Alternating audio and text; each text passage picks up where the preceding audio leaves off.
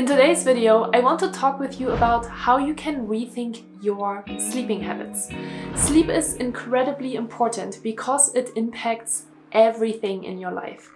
How you go about your day, how the interactions are with other people, how performant you are at your job, how productive, how focused, how concentrated, what kind of decisions you make during the day. All of these things are impacted and influenced by your sleeping habits. So I am super excited to help you maybe rethink your sleeping habits in today's video. And I would just say, let's get started. Hi, and welcome back to my YouTube channel. My name is Arndt and I'm a peak performance coach and stress management trainer. And I would say sleep is one of the most important things and maybe first things that you can do if you want to rethink your performance and rethink your habits, because sleep, as I already mentioned in the introduction, impacts so many areas of your life. It is really incredible. And maybe check in with yourself if you don't believe me and think back to a time where you didn't have great sleep. Maybe you were partying or you went to bed late because you were binging on Netflix. And then you wake up in the morning and you feel a little tired and groggy. Maybe the alarm woke you up and you have a hard time to get out of bed. And maybe you don't do all of the usual routines that you're doing in the morning because you don't really have that mental toughness to make that decision in the first place. And that is really where sleep comes in.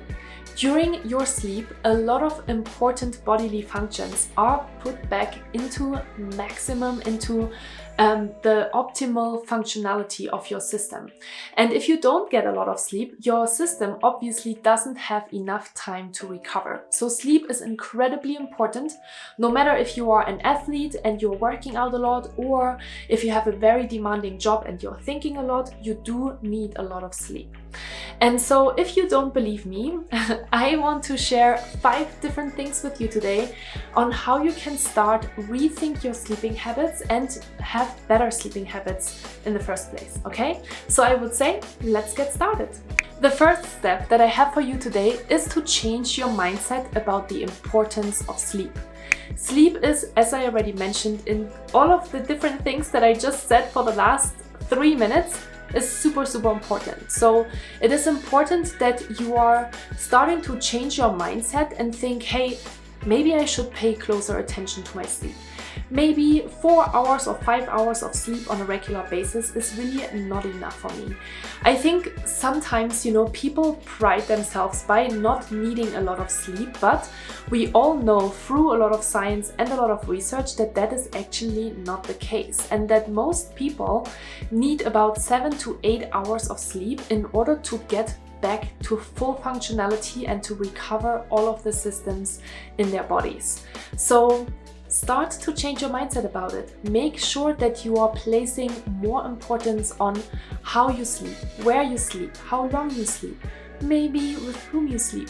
So those are all really important decisions, and there are a couple obviously of other things that I want to share with you today as well. But the first thing is obviously to really change your perspective and your mindset about sleep. The second thought that I want to share with you today is the thought that sleep is actually a process. There are a few people that I know that can just sleep whenever, wherever, but for a lot of us, sleep is a process. And it starts with our kids, in case you have kids, that need a process, a bedtime routine in order to go to sleep. And that's exactly the same thing for adults as well, especially if you have been eating late or working out late or watching maybe a TV series that is super exciting. Those are all things that can actually impact your sleeping habits. So in order to create optimal sleep, it is really important that you accept that sleep and going to sleep is actually a process. And one other important thing that I haven't mentioned before, but I do really want to mention it, is that sleep is not a waste of time. I think oftentimes people think or say, I can sleep when I'm old, but no, you actually can't, because you're actually not going to get as old if you don't pay more emphasis and attention to your sleep. And if you want to really hear from the researchers and from the scientists, I have interviewed a really wonderful sleep specialist and expert on my podcast, and I highly encourage you to check out that podcast interview with her in order to learn even more insights into the science of sleep. The third thing that you can do in order to actually improve your sleeping habits is to stick to a regular schedule. And when we're talking about sleep, there are two important things. It is about at what time you have to get up in the morning, and then obviously calculating 7 to 8 or even 9 hours. Maybe some of you need 8 or 9 hours of sleep, and that's totally okay. Calculate those hours back, and then you basically identify and evaluate at what time should I actually go to bed. And then if you know that you need a little bit of winding down, then maybe you need to even start your bedtime routine 30 minutes to an hour before you're actually going to start sleeping, okay? And what is really important to say about that is obviously when you are creating these routines and habits, it is really important that you're sticking to them, even during the weekend. So of course, sometimes we go out or we meet friends and our sleeping routine might be slightly off, but it is really, really helpful to have an overall schedule idea of when you are going to sleep and at what time you're waking up. And oftentimes, let's be honest, you might have this experience as well where you're waking up maybe every morning at 6 during the week because you have to go to work, and then during the weekend, your natural alarm clock still wakes you at 6 o'clock in the morning. One of the things that I actually really like to do, but I also live in the mountains and there's not a lot of light pollution outside of my home, but what I like to do is to actually keep my curtains open because I love to wake up with the natural light. I don't really like to wake up with an alarm clock, and that really helps me and helps my system and my body to just recognize, hey, we're waking up, you know, everything is waking up, me, myself included. And so that is a really helpful thing to do, to really stick to your routines even during the weekend. The fourth tip then, if you are currently struggling with your bedtime routine, is to check your caffeine intake. This is something super, super important because oftentimes we think, maybe if I have a last coffee at 2 or 3 o'clock in the afternoon, I'll still be fine until the evening. But research again has shown that your caffeine actually sticks around for many, many hours.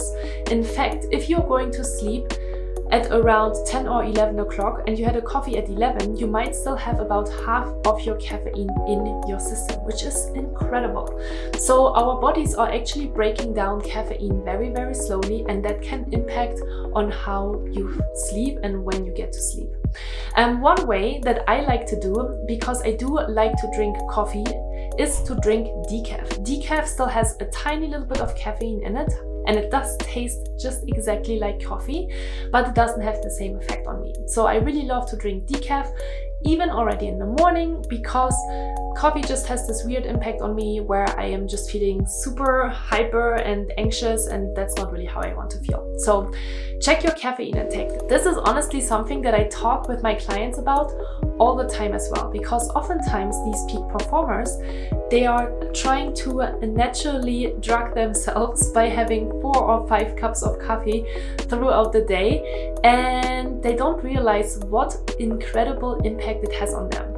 So make sure that you check in with yourself and ask yourself, how much coffee do I have per day, and does it keep me from sleeping at night? Tip number 5 that I have for you today is to be careful about stressful things before the end of the day. That is an important tip, and sometimes we can't really avoid it maybe because we have a tense conversation with our husband or wife, or with our kids, or with a friend, or we're watching something really exciting on the television that kind of brings us back into this like stressful, anxious state because we are watching a crime series or whatever it is. But that's not really helpful to help you wind down before bed. Or you're watching something like that, but then plan another 30 to 60 minutes of a bedtime routine and a process before you're actually going to sleep. Because oftentimes we don't do that, and that has a very significant impact on how we are sleeping. And another way on how that can be influenced is, for example, what you eat. Because if you have alcohol or if you eat just before going to bed, your body temperature is actually going up because you're digesting. And that kind of can keep you from sleeping, because our body is naturally decreasing in temperature in order to prepare for sleep. And if it's obviously having the exact opposite effect, then it might be more difficult for you to sleep. So be careful with what kind of things you expose yourself to at the end of the day, right? Food, drinking, conversations, TV shows, the news, work, of course. I never encourage my people and my clients to work just before bedtime, because it obviously can start to spin all of your gears again in your head about all of the things that you need to get done in the next day. So make sure that you're taking care of yourself. This is really important. And I do have a bonus tip for you today that I do want to share with you, because I find this really, really helpful to know. And it is to close out your stress cycles before you go to sleep. So there's a lot of research, as you know, on burnout, right? There's a lot of new insights, new learnings on how burnout comes about. And one thing that researchers have found is that burnout is the result of thousands of uncompleted stress cycles. So now you might wonder, how do I close out a stress cycle, right? Maybe it's the very first time that you hear about that, and it's actually pretty simple. First of all, it is important to know that not what maybe created your stress cycle needs to be the same thing that also closes it out. Let me give you an example. If you had a conversation with your colleague and that conversation didn't go so well, it doesn't mean that you have to go back and speak to your colleague in order to close out that stress cycle. It can be by doing something mindfully that you know relaxes you. So that brings me to obviously then the next question for you, which is, what do you like to do in order to relax?